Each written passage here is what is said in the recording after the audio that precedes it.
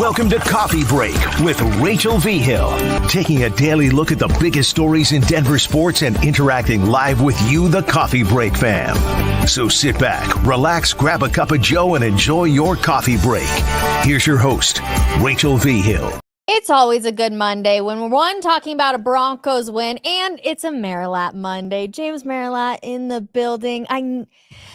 Honestly, James, this entire morning, too, everyone's like, what do you think James is going to say this morning? And I'm like, I have no idea, because you never know if he's going to be ecstatic about the Broncos win, if it was like a game-defying, or a game that defines the season. I can't talk anymore. Apparently being gone for a couple weeks, I just can't speak, but I'm in a great mood. Well, first of all, you're back. We're back. That's fantastic. So we're back. Happy to be back. I enjoyed hanging out with Dante and with Richie while you were gone, but it feels like an official Merilatt Monday now that you're here. Yes. Now I'm that here. I can pick on James and really get him all like worked We're up. talking about a Broncos win. So no, I'm excited. I mean, I was there. I was in the building. I didn't know that. Just was hanging out. It was fun. It was a good atmosphere. Great. Yep. It was a beautiful fall day. What is there not to be excited about? You never know with you. I feel like we could get into it. And we're going to get into the Sean Payton They're stuff. the best JV team in the league. There it was, ladies and they gentlemen. are. It only took us a minute 25 it's to what get I wrote into about it. Today. So here's my take. They're 5-3. Do you know what the combined record is of the 5 teams they've beaten? What? 11-28. The 3 teams they've lost to are 13-9 pending tonight's game with the Steelers. So they beat up all the bad teams. Now, it's not their fault they're bad teams on their schedule. Mm-hmm. In the last 2 weeks, they didn't just win. They blew out the Saints. They blew out the Panthers. Yep. They're the best of the bad teams.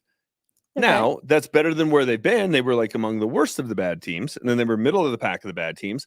Now they're the best of the bad teams. Okay. They got 5 games on the rest of their schedule against bad teams. If they just continue this trend, they're going to the playoffs. Yep. Having not beat anybody. Yeah. They'll win 10 games and go to the playoffs. That's a step in the right direction. Great. But the Saints were playing a bunch of guys who had no interest in being there. Mm-hmm. And the Panthers are awful. And their injury report was how long? So we gotta just take everything with a grain of salt. We gotta pump the brakes. It's better than being 3-5 having played bad teams. Yep. I'd rather be 5-3 having played bad teams. And everybody's going to talk about the next 2 weeks as a reality check. Even if they lose the next 2 weeks. I mean, I think everybody's expecting them to. Sure. Right? They'll be 5-5 with games at home against the Colts, the Browns. Mm-hmm. They got to go to the Raiders. They got to go to the Chargers. They got the Bengals on the schedule. Like, the path to 10 is not difficult. Yep. The path to 11 isn't all that hard. Honestly, if you upset the Falcons at home, or if you upset the Chiefs in the last game of the season, when who knows what's on the line for the Chiefs, you could get to 11. That's a huge accomplishment. So that, people think that's a knock, because I guess it sounds like a knock to be the best JV team in the league. Are they in the same class as the Ravens, the Bills, the Chiefs? No. Okay. And I don't think anybody has put them there. That's all I'm saying. I don't know why everybody gets so offended. They also are the best team in the NFC South, because they've now beat 3 of those dog butt teams. I wonder why when you call it team, but JV team. That's not very nice. Okay, but they've beaten is the NFC South a team won the NFC South last year with a losing record? Yes. They're fortunate they get to play the NFC South this year. Agreed. They're 3-0 against that division, with the Falcons coming up in 3 weeks. Okay. Maybe just the term JV can get you in a little trouble with the fan base. What would you like me? They're middle of the pack. They're the bottom of the middle of the pack. All right. Well, 14 out of 32 teams make the playoffs. They may be 13 or 14 and get in. Great. That's a success, though. We talked about it this year. That is a success for the Denver Broncos team. I don't disagree with that. If you're the best JV team in the state of Colorado, that's a success. Yeah. Honestly, though, real quick, just because I wasn't here last week, I have to ask you about Russell Wilson and how it was wearing your jersey in here, and how much crap did you get? None. Really? What are they going to say when he goes out and he balls out? He played great. Going to do it again tonight? Probably throw for 280 and 3. You know what would be the perfect scenario tonight? Oh, gosh. Daniel Jones gets benched, and we're watching Russ versus Drew. Could you imagine the headlines here in the I would record the game and just watch it on loop. All right. Well, let's go back to the Broncos, because Sean Payton's got everybody worked up because of him trying to run up the scoreboard. And I'm curious your take on this, and I'll get to mine too, because I feel like I've disagreed with a couple people on it. But what's your just initial reaction when you saw them out there playing in the fourth quarter? I got no problem with it. It's a 4-quarter game. I think he had the exact right answer to the people who were complaining and the Panthers who were complaining. Play better. Amen. Like, I believe this at every level. Yeah. I really do. Now, I coach a 7th grade team. If we're rolling somebody, Yep. I'll play backups and they'll get to play more, but I'm not going to just hand the ball off. Like, it's those kids' opportunity to play. They're going to run the normal stuff. Yep. Same in high school, same in college. When you're getting paid to be on the other side of the field, and you can't stop the opponent, that's on you. That's not Sean Payton's job to help you save face. Yeah. That's ridiculous. Like, what are we talking about here? This isn't intramurals. All I go back to is the Dolphins game when I was like, I want the Dolphins to score as many points as possible. Too. I was like, let's go for it, because if you're the Broncos, you should stop them if you don't want them to score this many points. If there is time on the clock and they're keeping score, play. That's I'm it. Totally with you. And I feel like a lot of people are like, well, he shouldn't have done this. Like, we were all surprised. And I was surprised too that they were continuing to move the ball and, go out there. The one thing I am confused about is the trick plays we were running. Well, there's 2 schools of thought on that. One, and I tend to go into this school of thought, why put it on film? Why show it? That was my whole point. I'm like, don't you save a trick play for like you're somewhat in the game and could possibly get back in it against a better team? Yeah, and you're like trying you break to do it that out way? Against Baltimore to give yourself essentially an extra possession, chance. Right? Like, so you don't want to put it on film. The other part of putting it on film, though, is now the upcoming opponents have to at least worry about it a little bit. Yeah. Or do you just say, hey, we want to run this, see how teams react to it, so down the road we can pull it back out? I don't know that there's a wrong answer or a right answer to that. But yeah, listen, I like the fact that I'm starting to sound like Sean Payton. Listen, I like the fact that he's got that kind of attitude. I do. This team's been kicked around. Did the Lions take it easy on him last year? Nope. Did the Dolphins take it easy on him last year? I mean, grow up, Panthers. You guys stink. That's not Sean Payton's fault. That's not the Broncos' fault. They're trying to build something here. They're trying to create something here, having some success, putting up 30-plus points, putting up 40-plus points had they got to that. We talked a lot last week on the air about whether or not style points mattered. Clearly, they mattered to Sean Payton. Agreed. Like, you're playing the Panthers. That's a game you should win 35-7, not 28-14. That's why he was ticked after the game. That's why he was grumpy today. That's why he was running the stuff he was running. I got zero problem with the Broncos side of this equation. I got major problems with the Panther side of it. Yeah. It's not the Broncos' fault that you're awful. That's on you. Yep. Agreed. Yeah. I do find it a little interesting, though, when it comes to Sean Payton. And I know he got asked about it and he probably just didn't want to have the answer. But like, I don't think there was any mention of his dad. If you listen to the audio pretty clearly in that clip, like there's nothing about what is it, JC Horn? Is that his name? I'm blanking on it. Yeah. His dad at all in that conversation. So I feel like it was just another narrative that kind of got added to it when it probably was just like he had some words after the game, like let it be. Yeah. I mean, I don't know. It was just I think it's just trying to come up with excuses for why somebody acted immaturely after a game, right? Like we've all been on the side of a butt kicking, 100%. right? In a sporting event. It's not fun. Even as a fan. It's not fun at all, right? And so as a fan's a whole different thing, right? Like it was not fun for me to walk out of MetLife Stadium after Super Bowl 48. I'm not getting in fights with people. Is that the worst game you've ever been to? Oh, the worst sporting event I've ever been. Never cheered once. Not one time. Yeah. From the opening snap, the opening kickoff, he got to like the 8. It was awful. But you don't get, that's not justification to just getting fist fights, walking to the train. Yeah. Right. And, and I tell my kids when we're playing games, whether we win or we lose, you go through the handshake line. Yep. And it's 2 words. It's good game. That's it. Yep. That's all you're going to say. If you lose and you throw a fit, you just look like a sore loser, a bad sport. You look like you're not solving anything. And if you go out there and you're talking trash after a win, you just look like that guy. Yeah. Like, just go shake hands. Everybody was healthy, made it through the game. Go in the locker room, go get on your plane, go home. We'll be fine. Try and regroup for next week, Carolina. Yeah, it's definitely interesting. And it's crazy that that's what all the headlines are about. But we'll go back to the actual game now. They put up 28 points. They looked good. I was rewatching the game this morning and I was like, this is fun football to watch, right? The ball's moving, Bo's making great passes, guys are making insane catches. Yeah. But does it make you think that they can compete with the Baltimore Ravens? No. Why? Because I still can't get the game against the Chargers out of my head from 3 weeks ago. Interesting. when they were so bad in the first half. Like, so bad. You never know what offense you're going to get. I mean, that's the worst defense in the league they played yesterday. Yeah. The worst defense in the league. Yep. Now, when you play the worst defense in the league, you should have a good day. And they did. Did they have a great day? No. No. And that's the problem. But we saw some positive signs. They had a 100-yard receiver for the first time since week 2 or 3 of last year. Cortland Sutton, they got him back involved after the game down in New Orleans where he didn't have a catch. Yep. We saw something from the tight ends. Do I think Nate Atkins and Adam Troutman are going to look like that against good teams? No, I don't. One thing that was interesting to me, though, is Sean Payton said, like, it wasn't the game plan to get them involved. They were just open, which means there is trust in Bo Nix to say, see what play you can make. The catch by Adam Troutman was great, but the throw was great, too. Yeah. Like, I mean, there was one spot to put that, and that was a laser. So to see him throwing the ball downfield so I can maybe put away the short of the sticks nickname was good. The fact that they moved the ball and he wasn't their best offensive weapon as a runner, so he wasn't right-handed Tebow. Yeah. That was nice. So there were some positives, but you have to take it all with a grain of salt. It was the worst the defense. Panthers. Again, and not to be repetitive, but that's better than looking bad against the Panthers. Agreed. It was a game that they were supposed to win, and they went out there and won, and it was fun. If they lose the next 2 weeks, even if they get kind of dominated the next 2 weeks, I'm going to be like, who cares? They're 5-5. They got some bad teams on the horizon. Go make the playoffs. If they split the next 2 weeks, then I think we're talking like, woo, this team may be better than we think. If they win both of the next 2, which I don't think it's going to happen. I don't think anybody thinks it's going to happen. Then all of a sudden we're like, can this team win the division? That's what's ahead of them. And none of those scenarios are bad, right? You lose the next 2 games. You're 5-5 with 5 bad teams on the schedule. Yep. All you got to do is take care of business. You're in the playoffs. That's kind of their worst case after these two games, barring a Bo Nix injury or something like that. Knock on wood.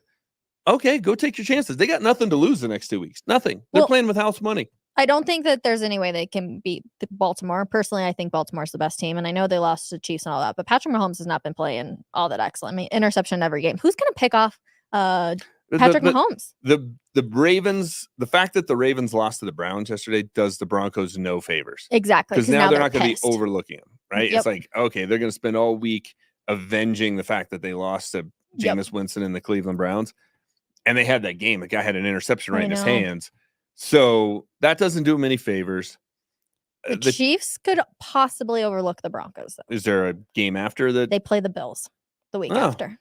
So, like, there's the little asterisk that I have on that one where it's like, okay, the Chiefs haven't, honestly, their record's impressive. Well, here's the tricky part of it.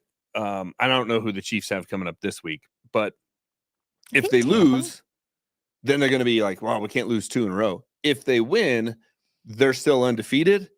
And they're like trying to keep that going. So I don't think there's much chance they're going to overlook. They play Tampa this week at home. Okay, so they'll win that game. And if they lose to Tampa, we got to get back on track. If they beat Tampa, chance. I mean, they're already chasing history, trying to become the first team to win 3 straight Super Bowls. I know. Imagine doing that while going undefeated.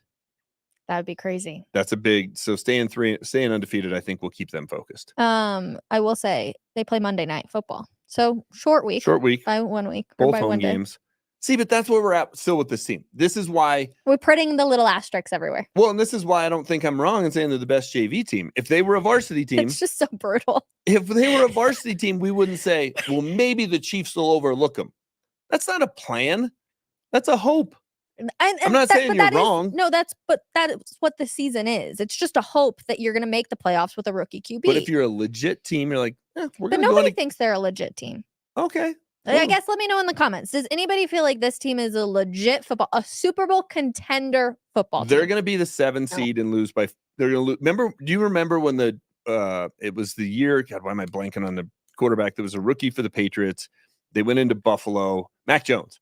They went into Buffalo, lost 47-7 in the playoffs. Yep. That's what the Broncos are going to do. Do you want that, though? Yes. Like, just making the playoffs and getting destroyed in the playoffs is like success. Yes. I'll be in Vegas. I'll make a fortune. That'll be great. What are you betting on? A Bo Nix interception or what? It depends on what the prop sheet has. Have you started to buy more into Bo Nix? This week was the best I've seen him as a passer. Well, I mean, even against the Saints, he had some misses that you're like, oh, that's why I started calling him right-handed Tebow. I'm like, what are we doing here? And he had some great runs in that game, but like, how's that going to last? This one, he looked like a modern quarterback. Yeah. But I got to see it against. He doesn't have to do it. He doesn't have to do it against the Ravens and the Chiefs. He doesn't. Do it against the Bengals, an okay team. Do it against the Falcons. Do it against a team that's like, all right, they're literally not competing for the number 1 pick. The Saints and the Panthers are probably both drafted. Well, they're the Panthers for sure. Drafted in the top 5, if not competing for the number 1 pick. Yep. Agreed. Just do it against somebody that's okay. Yeah. But yesterday was encouraging. I'm just not ready to say they've got their answer. Like, if you had to make a call right now, do the Broncos have their quarterback for the next decade? It's so hard. I was actually fresh. I'm literally in Switzerland on my honeymoon, okay? And I am frustrated because I see all the highlights on NFL of like, Bo Nix, watch this run. And I'm like, he's not supposed to be running all that much. Right. Like, it's great for one play. But the fact that all of the highlights are about Bo Nix running, I'm like, this is a problem because that means that he's not throwing the ball. I was getting so frustrated. It'd be like 8 a.m. and I was like pissed off because the game had just ended. I'm like, oh my gosh, drove me nuts. But also I will say this, just being in the building yesterday and him running out of the tunnel, just kind of the way he carries himself, like he passes the eye test to me. Oh, yeah. He looks like he's got the swagger. He's got the confidence. He's got the it factor. He's got the connection too with a lot of those guys now. For sure. And building that on 2 to 3 years could be really fun. For sure. And for me, this season is, I mean, obviously it's all about finding out if Bo can play or not. But I do think there's been some moments where there's been some culture shifts. And I talked about it after they beat the Jets. And there's a shot from the, like, underneath the goalpost when Zerline's kick missed. And the reaction of the Broncos players, they're excited that they won a game. You see that in a lot of things. But a little bit like with the Commanders yesterday, it almost felt like a collegiate type of feel of like bunch of young guys. Nobody's expecting much of them. They go out there and they pull the upset. Like, just that kind of enthusiasm. You can't manufacture that. I think the dust up on the sideline with Payton and Nix, kind of some of that same thing, because the way that played out, and it didn't turn into like last year when it was Russ and Payton, it was like, oh my gosh, this is terrible. This one was like, hey, that's football, like no big deal. There have been little signs to me that this thing culturally is moving in the right direction. And I think Bo Nix's interaction with his teammates is high on that list. He has to become a better, more accurate passer, though. Yes. Right? All we heard about after they drafted him was great processor. Well, then we hear, wow, they're having to limit the playbook. Like, well, what the heck happened to great processor? And then great fundamentals, played 61 games in college, great footwork. And then last week it was, oh, he's got bad footwork. I'm like, I feel like we were sold to Billy Goods because nobody told us like he's going to be probably the Broncos' leading rusher in several games. Like, nobody thought that. Crazy. So I if you made me vote now, he is. I would probably lean toward yes, but my goodness, that would be a I mean, he vote. has more wins than John Elway and Drew Lock in their rookie years. Oh my gosh. Got to give him that, right? Oh my gosh. Give him that little trophy that can go first trophy before Lombardi. Banging my head against this marble. Okay, what's more surprising to you? That the Buffs are going to a bowl. They're going bowling. Yep. Or that it took 2 years for Cortland Sutton to get 100 receiving yards in a game. Last one was in 2022. Cortland Sutton took 2 years to get 100 yards. Like 100 yards receiving in an NFL game, the way the game is nowadays in the passing is like, it's not that difficult. Isn't that crazy? He's the number one receiver. That's insane. He should have 5-6 of those a year. Yep. Let alone it took that long. Ugh. And he got exactly 100 too. Like, it just was right on the nose. I know. He played well yesterday though. He did. He looked like a number one receiver. Yep. They were throwing the ball down the field further. They were throwing the ball in the middle. Like, there were some encouraging signs. There really were. And I hate to say this because I've dogged on him a lot, but it was good of George Payton to not give him an extension, to say, nope, this is what it's going to look like. You know, go out there, get your incentives and all of that stuff. Because you can tell they're trying to involve him more. And we're seeing that connection build. I talked about that just a little bit ago. There is a connection between Bo Nix and Cortland Sutton, Devon Vele, and Little Jordan Humphrey. It is building time and time again. Still, though, let's not over the Broncos have fallen into this trap. Certainly the fan base has fallen into this trap. The media has fallen into this trap of overvaluing the guys on their roster. Like, during training camp, it's like, oh, such a great receiver room. Like, who are they going to be able to keep? And so many running backs. Like, Blake Watson. It's like, Blake Watson's gone. I mean, it's just the like running back room's the worst. We hear about this all the time. they still need a number one receiver. Agreed. If Courtland Sutton was their number two, be great. like, okay, that'd be fantastic. They still need a number one running back. They still need a number one tight end. Mm-hmm. Like, so for the three skill positions other than quarterback, they don't have a number one. They got to go solve those problems in the offseason, whether it's via the draft or free agency. Courtland Sutton would be a really You don't nice think he number two. can be a number one ever? No. Never. No. Why? Because we've seen it. Like, what is going to make him turn into that? A quarterback that can get him the ball? He doesn't have the ability to He get created the separation. He created separation yesterday. Against he had the speed. The Panthers. I know, but is he Justin Jefferson? No. Okay, well, there's a number one. Okay. But still, is he could he build into that? Jamar Chase? Is he Tyreek Hill? Is he Devontae Adams? Is he the Deebo only thing Samuel? going against? Is he Marvin Harrison Jr.? Is he Stephon Diggs? You're just gonna go down and name. I am Mike Evans. Every single one. Well, a lot of those guys are hurt now, so I'm glad that they're not them. Who else can we go? Well, Devontae Adams isn't helping the Jets. Is what he a Terry trainer. McLaurin? Is he? You good? What other fantasy guys would you have on your roster? The list goes on and on and on. He's not a number one guy. One thing going against him now is he's just getting older and older. There's another one. So, why? You don't get better as you get older when it comes to professional sports. And I think he's a fine player. Okay. He's not a great player. Okay. They don't have any. Do they have a single great player on offense? I like how you clarified on offense right there. I had my defense list. I was like, here we go. They have a great player on defense. Patrick Surtain. Yeah. How do you feel about them possibly trading Jonathan Cooper or Baron Browning? Are we playing to win, or are we trying to stockpile mid-round picks? Hallelujah, James. What are we doing here? Honestly, I think that it's just, I mean, we all know they spread little trinkets like, hey, who's interested in all that? I think that's what it was. Sign a deal. I think that's what it is. It'd be so stupid to get rid of Jonathan Cooper. It would be the dumbest thing you could do. If somebody, and this isn't going to happen, if somebody calls and says, hey, we'll give you a first-round pick for Jonathan Cooper. Absolutely. Fine. Never going to happen. But whatever you get in exchange for him, a fourth-round pick, a fifth-round pick, whatever, a day 3 pick, you can't replace Jonathan Cooper with that pick. Totally agree. So why would you make the trade? Plus, you're a playoff team, most likely. Knock on all the wood. It's the same thing with Courtland Sutton, right? If somebody said, we'll give you a fifth for Courtland Sutton, I'd hang up the phone. Yeah. You're not going to replace Courtland Sutton with a fifth-round pick. Totally agree. You get a second? Maybe. I mean, he was the 40th overall pick in the draft, so it's like, okay. And they're not going to give you that for him. Like, it's just the market doesn't dictate that. So, yeah, that's silliness. And look, this team's been so bad for so long. Even if they lose, the trade deadline's what? Is it Halloween? Yeah. No, it was last year. No, it's election day. Okay. All right. You're right. It's Tuesday. Last year, well, I think the Von Miller trade was Halloween. Your birthday. Didn't want to bring it up. I'll bring it up for you. Don't worry, James. 3 days and counting. They need to be at worst they'll be 5-4. They need to be buyers. They got a chance to make the playoffs. Again, if you look at their schedule, they should make the playoffs. Go find a running back. Go find a tight end. Go find a receiver. Go find a team that's looking to fire sale and is in full rebuild mode and bring somebody in. I do think, though, they need to make a smart trade. I don't think you want to go trade for somebody and give up a draft pick for somebody who's going to be a free agent at the end of the year and you lose them. Because when they get in the playoffs, listen, I'm kind of kidding when I say they're going to lose 47-7 like the Patriots. All I'm saying is they're not having a deep run. Yes. They're not looking for the missing piece to go win a Super Bowl. Exactly. If you're looking for the missing piece to go win a Super Bowl, you get a rental player, you give up a fourth-round pick for it. Who cares? You go all in. They need to get somebody who still has years left on their contract, so they're giving up a pick for somebody who's going to be here not just this year, but in 2025 and beyond. I gotta pull up this comment real quick because it made me laugh.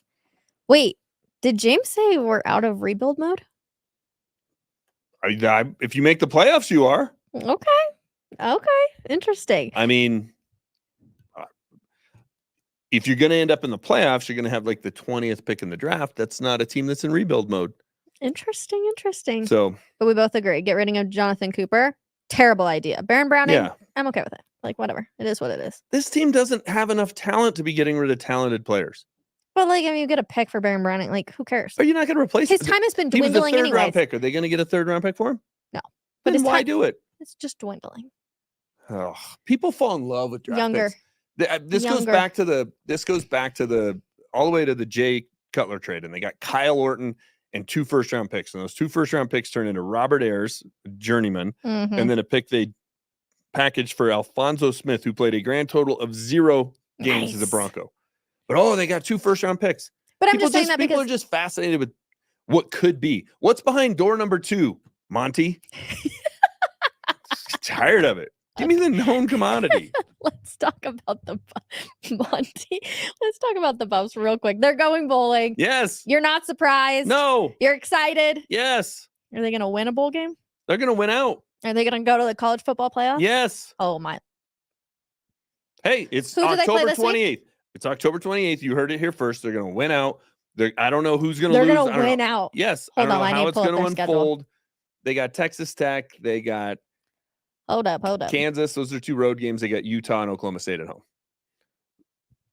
So they got a bye this week. Then they're at Tech. Then I think it's Utah here. Then it's at KU, which is at Arrowhead. Yeah. And then I think it's Oklahoma State here. Do I have that right? That was great. All right. Nice job. Do you know the times on any of this? No, I don't know if there are times yet. There's only time for the Oklahoma State one. 10 a.m. Lucky you. Day after Thanksgiving? Yep. Brutal. So I do. I think they're going to win out. I think could. they're going to get in, maybe even as an at-large, because they're such a draw, such an attraction.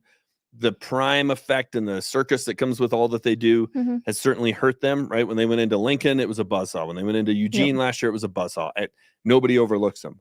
But it could help them if they're sitting there and they're 12th in the country and they're looking for who can they put in as at-large.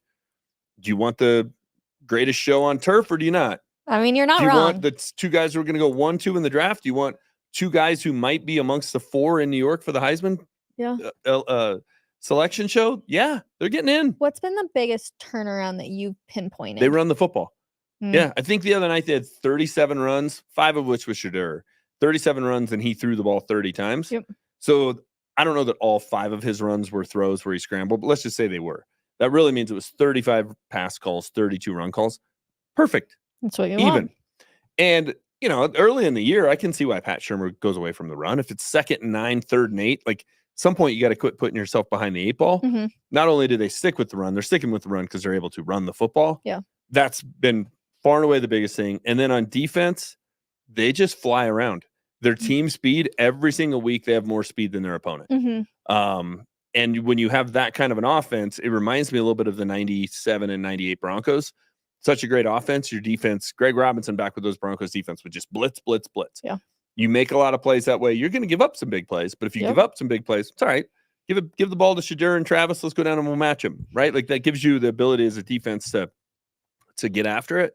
They're a fun team to watch. They really are. That's why they're going to be in the first ever 12-team college football playoff. You heard it here first. Who knows what will happen? It is interesting. Last one I want to get to, just because I'm curious on your take. The Nuggets starting 0-2 on the season, and the way they look, are you surprised or no? No. Why?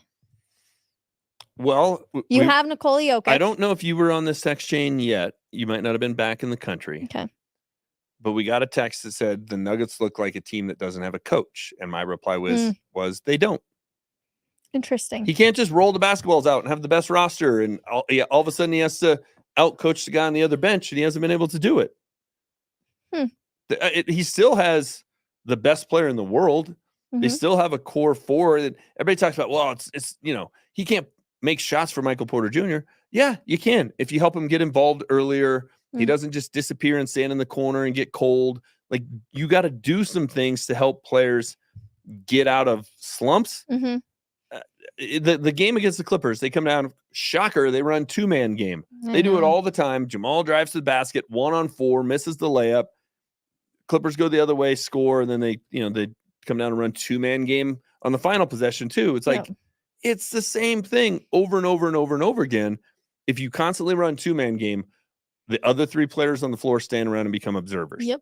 And then you get cold, and then there you go. And they look like a very disinterested, out-of-shape team. Russell Westbrook is toast. Does Jokic I know he just made 7 threes, and that was his career high in a game. This is it, though. I'm saying it right now. His contract, he's going to run it out, and he's going back to Serbia. He's going back to his horses. He just looks checked out to me. Agreed. I'm not, and this is my conspiracy theory, so let me just preface it with that.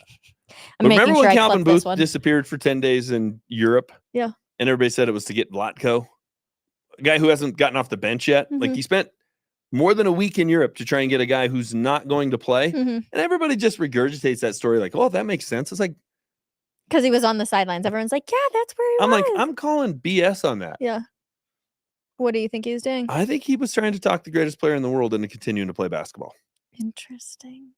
That's what I think. I don't disagree with your tinfoil hat conspiracy Because I don't theory. think Jokic is happy with what they're doing, nor should he be. It's a lot of time spent away from your and family. I've been critical of the Kroenke organization, and everybody threw up, well, they won a Stanley Cup, and then they won an NBA title. It was great. But they're an organization that they want to win and they want to make money, not necessarily in that order. I know that for a fact. Okay. So when you have a window and you have the greatest player in the history of the organization by a mile, I don't expect a pro sports owner to lose money. I don't. That's a business. But for a short time, when you have that going on, you got to push all your chips in and spend whatever you have to spend and go make it up down the road. And they wouldn't be losing money even if they were getting to aprons or whatever else is going on. I mean, it's such a confusing salary cap. Shame on the fact that we're going to get through the Jokic prime and the McKinnon prime. Not only just one championship for each, they really only each came close once.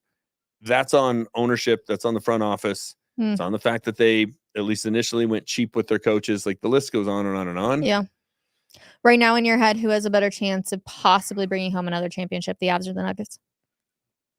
The Avs. I agree. I think they seem more hungry for it. Well, and they're built, like they have a goaltender situation. It took one game for that to come up, but they're built to win 6-5, 5-4. Yeah. How are the Nuggets built to win?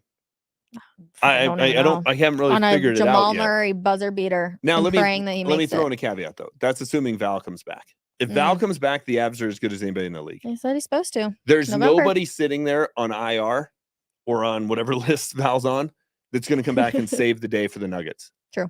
Right? Like if we were sitting there saying, wow, wait till AG gets back. Yeah. They're 0-2, but wait till AG gets back. It's a different conversation. They're healthy. Yeah, I know. What happened? I thought they played badly in the playoffs last year because they were tired.